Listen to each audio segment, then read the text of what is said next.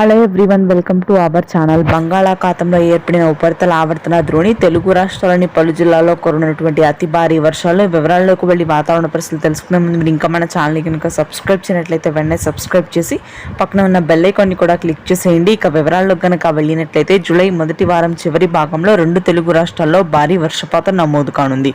బంగాళాఖాతంలో ఏర్పడినటువంటి ఉపరితల ఆవర్తన ద్రోణి బలపడడంతో అల్పపీడనంగా మారే అవకాశం ఉంది. కొన్ని జిల్లాల్లో ఈ అల్పపీడన ప్రభావంతో అతి భారీ వర్షాలు నమోదు కానున్నాయి. శ్రీకాకుళం, విజయనగరం, విశాఖపట్నం, కోస్తా తీర భాగాల్లో అతి భారీ వర్షాలు కురుస్తాయని వాతావరణ కేంద్రం హెచ్చరికలు జారీ చేసింది.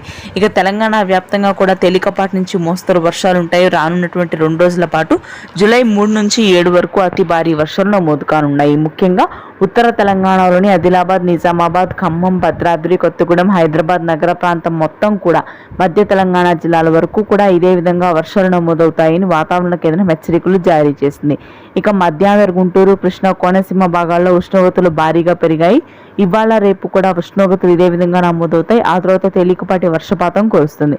రాయలసీమ వ్యాప్తంగా యథావిధిగా ఉష్ణోగ్రతలు కొనసాగుతాయి. ఎటువంటి వర్షాలు నమోదయ్యే అవకాశాలు లేవు దక్షిణ తెలంగాణ, రాయలసీమ భాగాల్లో. Thanks for watching this video.